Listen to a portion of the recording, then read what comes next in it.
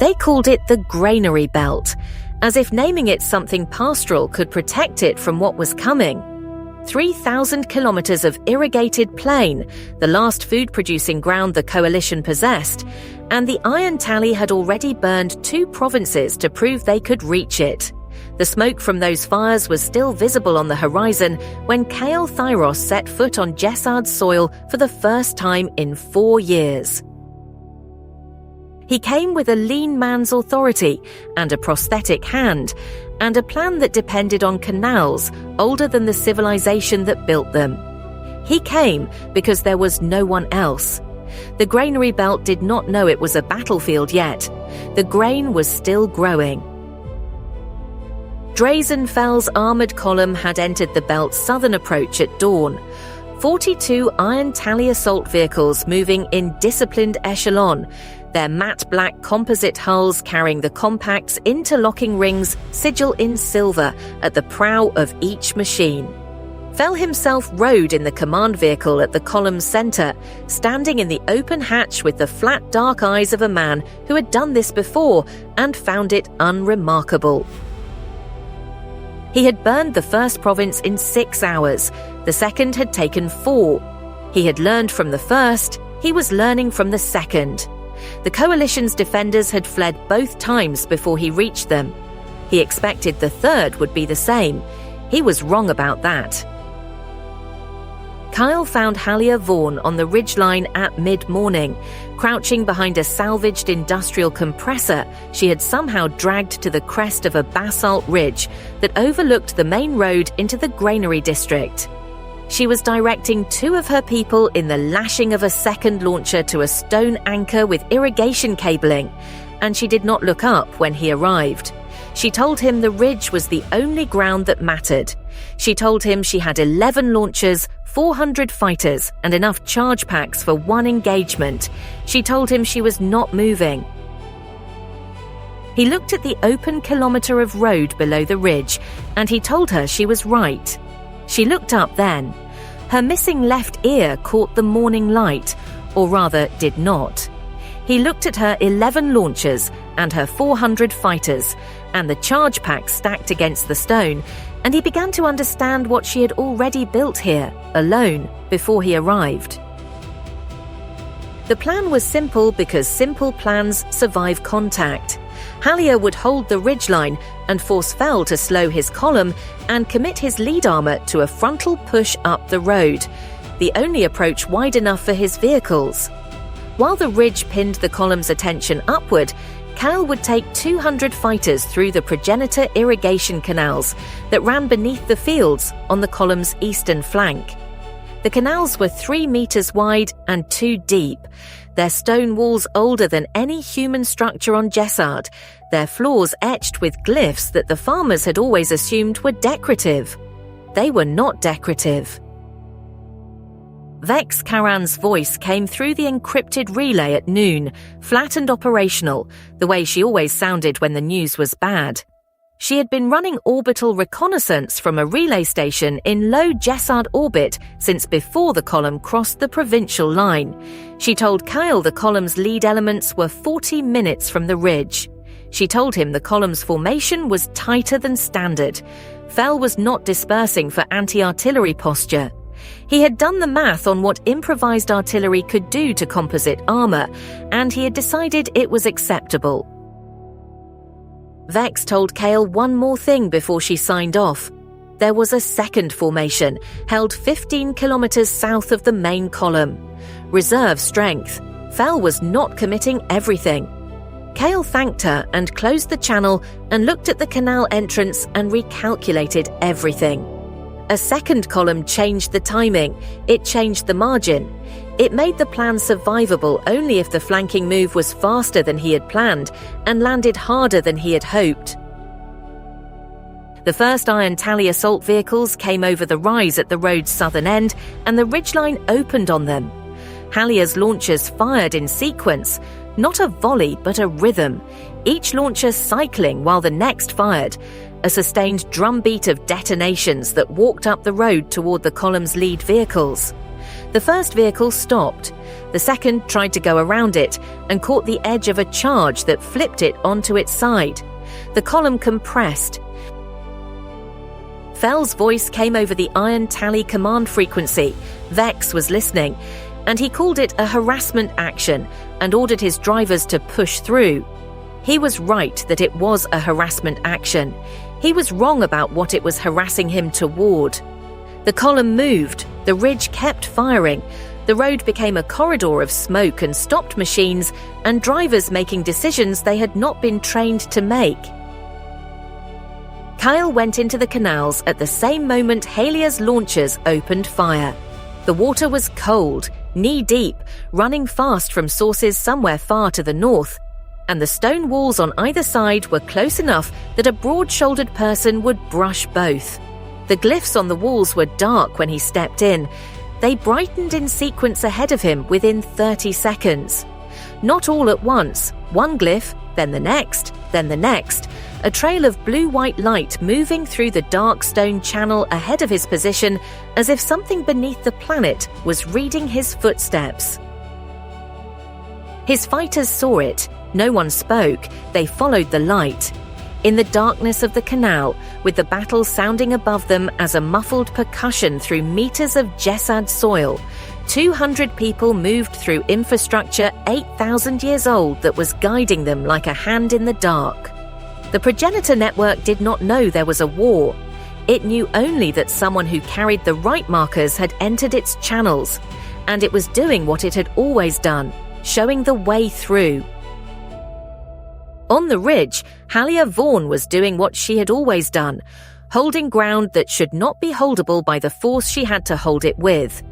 The Iron Tally's lead armor had pushed through the initial barrage and was now returning fire, their vehicle-mounted suppression arrays sweeping the ridge crest with enough energy to make the basalt surface glow.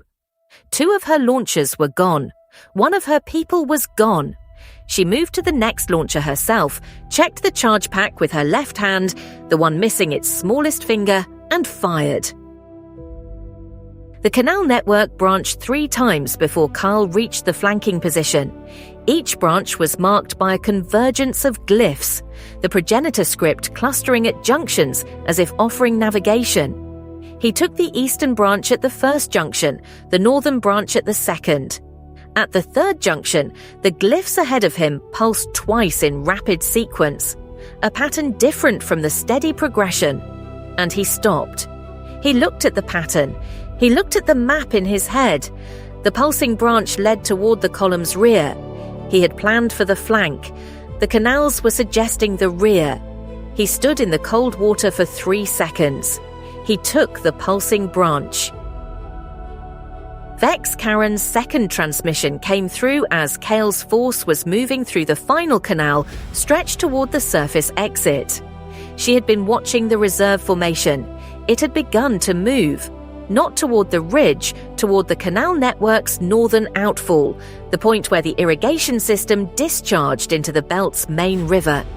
If the reserve reached the outfall before Kael's force emerged, they would be caught in the canals with no exit. She gave him the timing. He had 8 minutes. He told his fighters to run. Halia Vorne lost her left arm below the elbow at the 43rd minute of the engagement.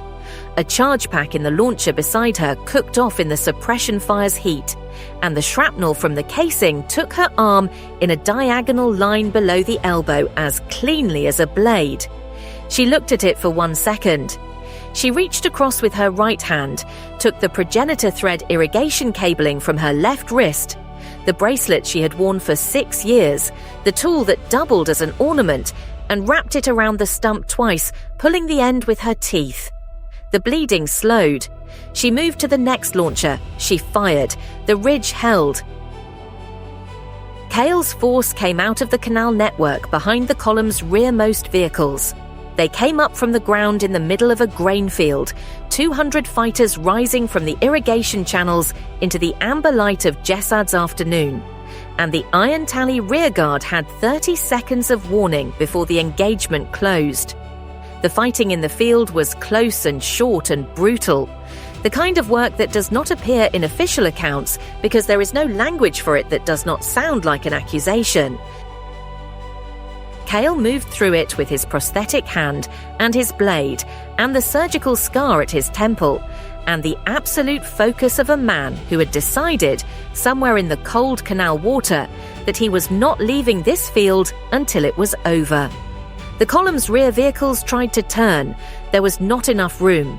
The lead vehicles, still engaged with Halia's ridge, could not disengage. The column compressed further. It stopped moving. Drazen Fell made the calculation in the command vehicle's hatch. He had a reserve formation 8 minutes out. He had a column that was fixed between a ridgeline and a rear assault. He had a commander behind him who had just emerged from infrastructure that his sensor arrays had told him was empty. He looked at the math. He looked at the reserve's approach vector. He looked at the timing of the outfall crossing. He closed the hatch. He ordered the reserve to hold position. He ordered the column to withdraw south. He did not order it because he was beaten. He ordered it because he was not going to spend his reserve on a battle he had not planned for. The column withdrew in good order. Fell was too disciplined to let it become a rout. Kael's fighters pressed the rear elements for 2 kilometers and then let them go, because 200 people who had been running through irrigation canals for an hour were not in a condition to pursue 40 armored vehicles across open ground. Kael stood at the edge of the field and watched the column's dust trail diminish toward the southern horizon. The grain around him was still standing. That was the thing he kept coming back to. The grain was still standing. Halia Vorne came down from the ridge an hour after the column withdrew. She walked down the basalt face with the progenitor-thread cabling still wrapped around her stump and her remaining hand still calloused from rifle work, and the long dark braid streaked with premature grey hanging across her shoulder. She found Kael at the canal's northern outfall, where the progenitor glyphs were still pulsing faintly in the stone. Slower now, as if the system was settling back toward dormancy. She stood beside him and looked at the glyphs. She asked him if he had known the canals would do that.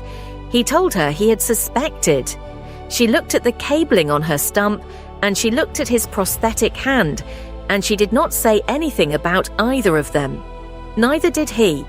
The canal ran on between them, clear and cold, the glyphs dimming one by one as the light failed. That night, in the converted grain storage facility that had served as the coalition command post, Kael sent 3 transmissions. The first was to vex Karen, acknowledging her warning about the reserve and telling her the belt had held. The second was to the coalition's logistics chain, requesting medical evacuation for Halia Vorne and 47 others. The third was to no one in the coalition. It was a message he composed and then did not send, addressed to a name he had not spoken aloud since Dust.